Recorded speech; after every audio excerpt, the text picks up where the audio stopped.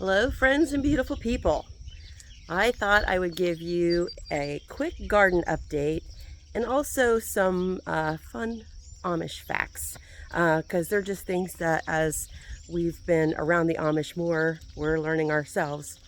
So, the first thing, okay, so today is my first day of freedom.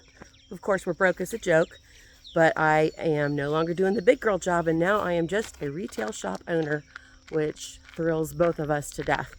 So my morning routine this morning so far has been 3 hours long. By the time you fix breakfast, do the dishes, I had to make some bread this morning because we were out. Just laundry. You have to. So one of the things we are learning with being Amish or living a partial Amish lifestyle, we are not Amish. We just live a partial Amish lifestyle. I think that's important to know, especially based on the fact that I'm standing here wearing a tank top. So we have to do laundry based on the weather. This morning, we only have about a 25% chance of rain. And then tomorrow it should be sunny, but the rest of the week it's going to be raining. So Amish usually do their, in this area, their laundry on Mondays. Now when we were down in Flemingsburg, it seemed like everybody was doing it on Thursdays, but that just could have been a fluke because of the weather. So I jumped in and did laundry this morning, got it out on the line. Hopefully it doesn't rain. It sure is cloudy though.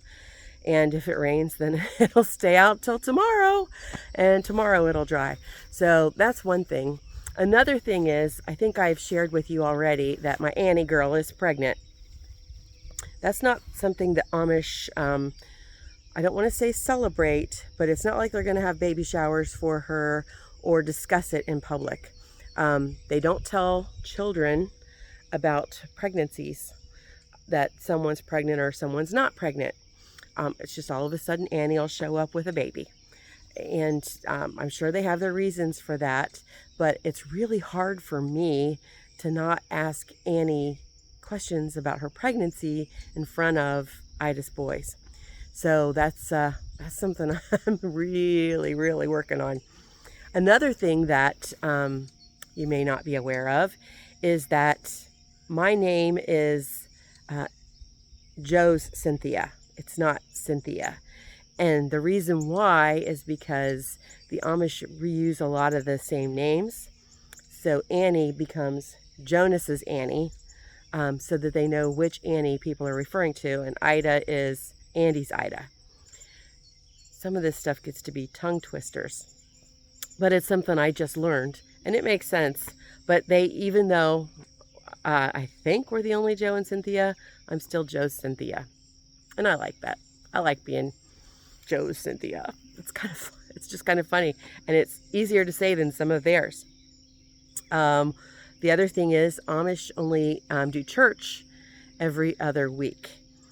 And it's not because the bishops travel or anything like that. It's just it's a production. There's 2 wagons in some cases. In our case here with these 2 districts, it's only 1 wagon. And it is taken to whomever is having church that week. Like this Sunday, if this district had church, whoever's going to have it in 2 weeks, this wagon takes all of the pews, if you want to call them that, benches, over to the next person's home. And that sits there, and then people show up on sometime Friday or Saturday. Usually it's Saturday, so that they can set up all of the benches. And then when they go in for church, the older people go in first. It's men and then women. Men sit on one side, women sit on the other side. For older people, there are a lot of people will make accommodations so that there's more comfortable seating for them. And then the small children usually sit with their mothers. There's service usually lasts about 3 hours. It's mostly in High Dutch, German, and then after that there's a lunch. It is not potluck. Whomever is having church that Sunday is supplying the meal. Now some of the other ladies will bake some bread or some cookies to bring along to help out. But not all of them do that. Just some of whoever's having it, their friends or family will do that. And then they all have a big meal. They'll play volleyball, or the Amish out here take their softball very seriously. That and this marble game, I'll have to show you how they play that. And then they hang out pretty much the rest of the day together. That's a day of fellowship and absolutely no work at all. And then in the weeks prior to it being at your home, your friends and or family will come and help you clean. And usually that consists of scrubbing down all the walls, all the floors, all the shelves, even though they keep their house as, clean as a pin. It's just one of those things that they all do, and it's absolutely adorable. They do all the windows, all the screens, they sweep, they power wash, it's crazy. And just for that reason alone, I'd love to be Amish for just 1 week and then bail on having church. And the girls have offered. The girls have offered to come over and help me, and I would be mortified if they saw that my house isn't as neat as a pin the way theirs is. But that's another story. So, their gardens are the same way. There's not a weed to be found.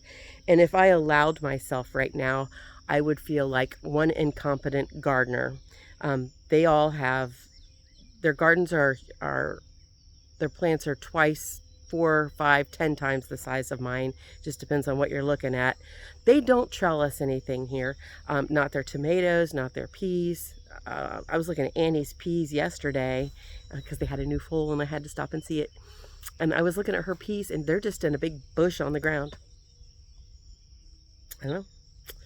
But I will take solace in the fact that my cabbage looks better. I'm just saying.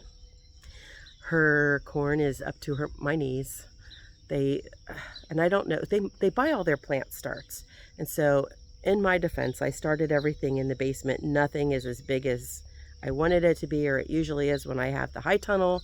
And I'm feeling pretty sorry for myself after looking at both of their gardens. But I'm over it, and we're just going to keep slugging away. So, and plus, I had a big girl job, and I have the quilt shop, and everything is brand new. So we're having to make all new beds and everything. So I'm trying to give myself some grace, and you can help talk me into it if you want. So here's where we are. All right, this is the front of the quilt shop. And what we've got here is all new. And basically my goal is to take, this is a hill, and I don't know if you can tell, but it's a little steep.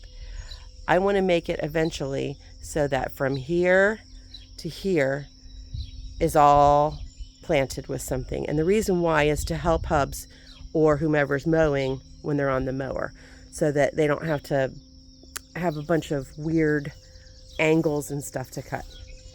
Nice. My new bed already has some weeds. All right, so back in the back there, you can see they're just coming up. I've got some sunflowers and some zinnias, and that's just for aesthetics mostly, and to get those pollinators here, because they're not used to being here.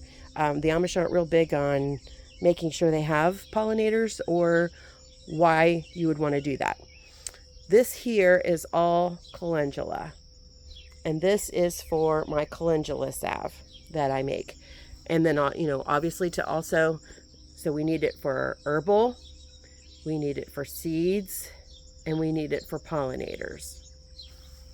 And the reason why you see that right there is because there's poison ivy in there, and it has to be yours truly who does it, because Hubs has violent reactions to poison ivy.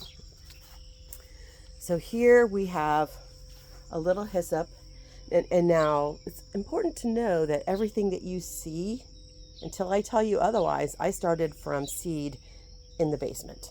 So we've got hyssop for medicinal. We've got the foxglove that I put back there. And it's cool. Those seeds are from a plant that my son got me one year for my birthday. And then we've got cranberry hibiscus. And we've got, probably 20 of those going down through there. There's 2 every other foxglove. And then here we've got the lupins, and I love lupins. So, and these guys are off to a rough start. And I'll show you the other ones, and they're not off to a rough start, and that makes me all tingly. And here we've got chamomile, we've got a couple of those, and that's for tea and for pollinators and for seed. And then we've got yarrow, and I don't think I'm ever going to need seed, but if you saw my video from the old farm, yarrow, I have it in every bed just in case I get cut or something, because that is the best coagulator out there. It's got other purposes, but there we go. We've got more cranberry hibiscus, more foxglove. We've got some more lupins here before we go over into this Amish coxcomb that was in the basement a little too long, but it's starting to come back out. And then we've got the clematis. Look at that. Those are seeds that I saved from the old farm. All right, so that is the extent of this one here. It's I was surprised how quickly I got that in. It was Saturday after I closed the shop, and it was hot and blicky, and I didn't know how long I would be able to persevere, but I did. All right, so one of the things we're doing, this is actually the door for the shop. That table there is going to be produce and eggs that we're selling. Like right now, we've got an abundance of quail eggs, and we might be having an abundance of chicken eggs here soon with all those chickens that we raised. All right, so let me show you something. All right, so these trees were planted when this house was built, the one that the quilt shop's in. So on the other side of them is a grape arbor. And then down there, that's all blackberries.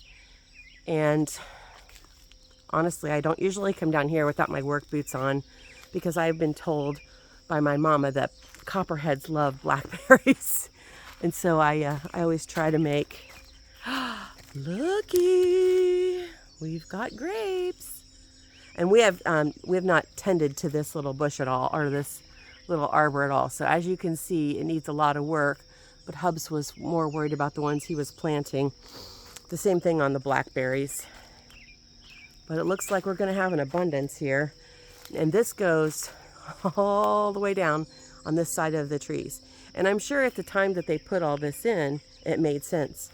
But now it's hard to get here. See, this is the pine trees. It's hard to get there from here. We do have to trim them up before the shop hop though, because we can't have people, we need to make more room for parking and people getting in and out. Because now we're told that it's gonna be like 2,000 people that have registered or will register for this shop hop. So, and I'll give you a little peek down here. We've just got some great views here. I tell you, I live in a Hallmark channel. I say it all the time, and I do feel it, but unfortunately, I haven't caught up with these ladies as far as the gardening goes yet, but I will, and especially next year. So, now you get to make fun of me with the Hubs. This little curved number, these are my leeks, because I don't do straight rows.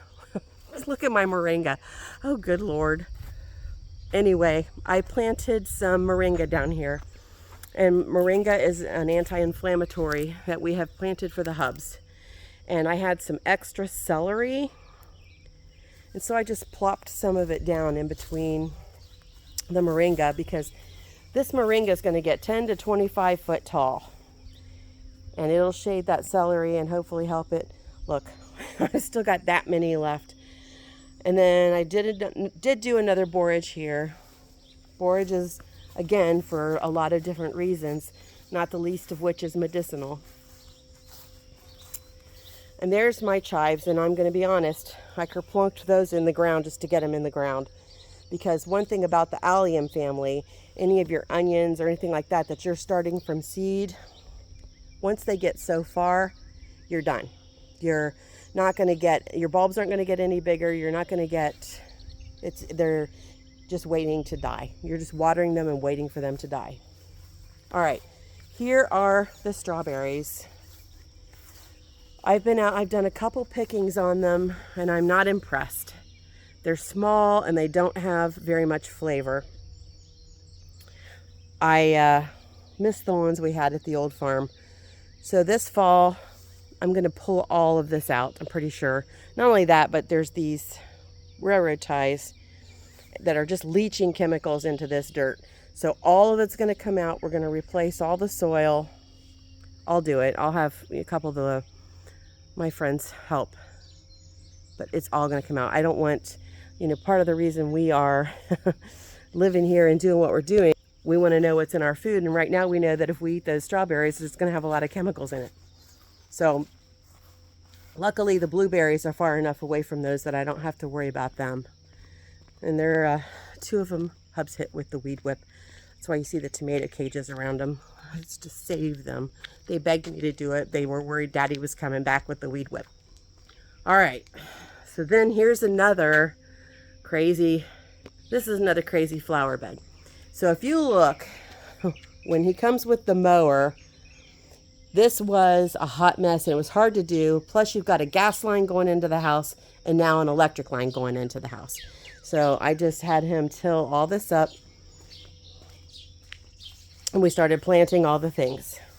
So that is a peony. And then he planted some bulbs around there. He bought some bulbs. And then he loves bulbs. Again with the borage. Then I had these little fellas. These are the last lone survivors of the snapdragons that I started inside. So I had to kerplunk them in to keep them alive because they were getting too tall. Here's all the stuff I still have to plant. Plus there's more inside in the basement. But that's okay. That's what we're out here doing today. Here's some chamomile. You saw we had some out there. One of the things I'm doing is I'm planting things everywhere because I want to make sure that, we haven't planted anything here. So if it doesn't survive in one place, maybe it'll survive someplace else. Here's some Monarda that I planted last year. Definitely will save seeds and get more of this planted. And then down through here against the wall is feverfew. You can never have too much feverfew, and I've got several of the Amish here addicted to it. And then there we go. More lupins. I'm super stoked. Those were, while we're walking over to the other bed, I'll tell you about those. Those were some, and look, it's laundry day. Those were some lupins that 20 years ago, I did on my dad's grave, and they got weed whipped off.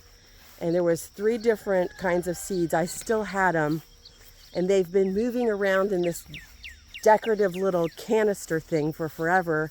And I just decided I was going to give it a test run and see if any of them would survive. And sure enough, they did. All right, so the guys against the fence there, I don't know if you can see them. These are all loofahs.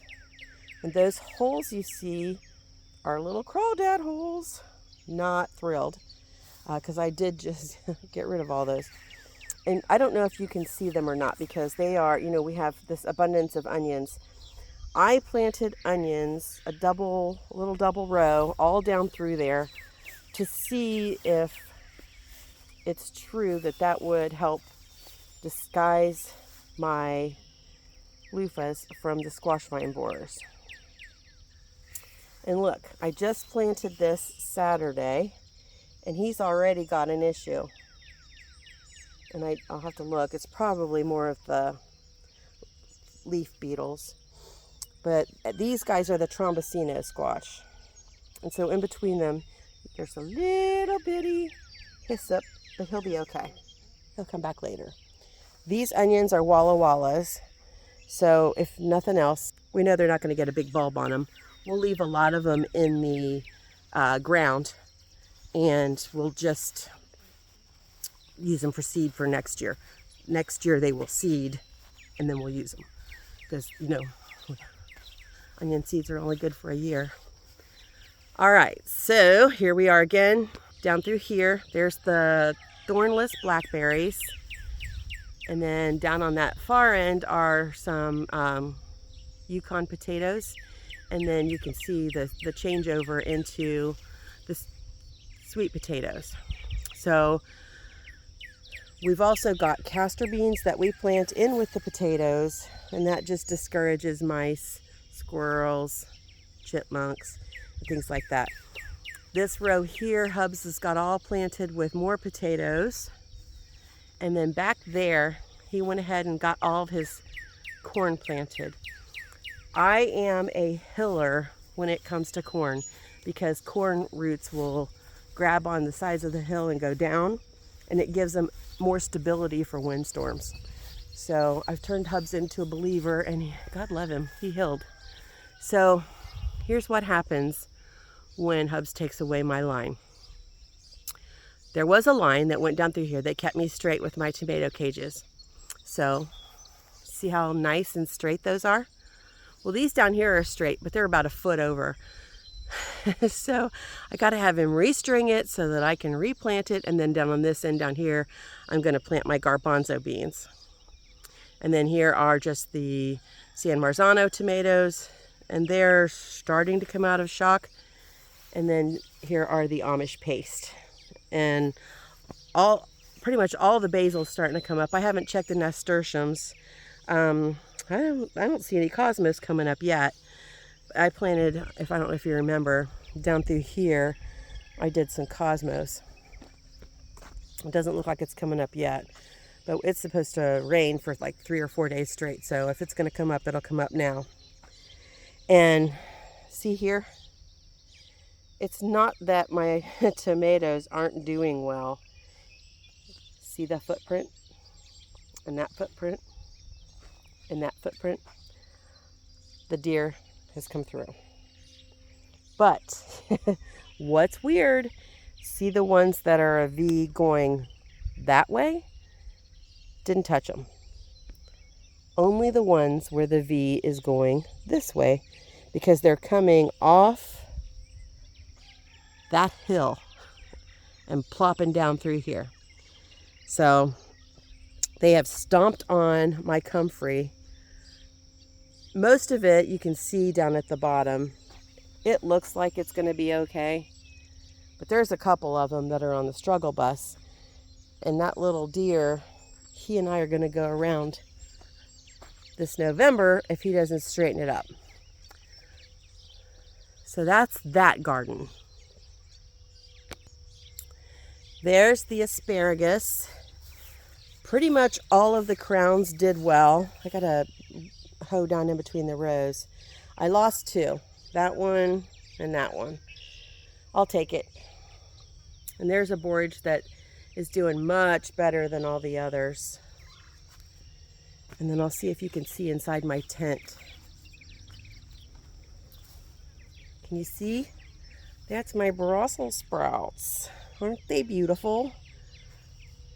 No cabbage worms. And what's funny is I made this video yesterday and I trashed it, but I was down here being all smug about my cabbage, not having cabbage worms. And I came down, oh, it wasn't this one, it was in the cauliflower. There's a slug in there.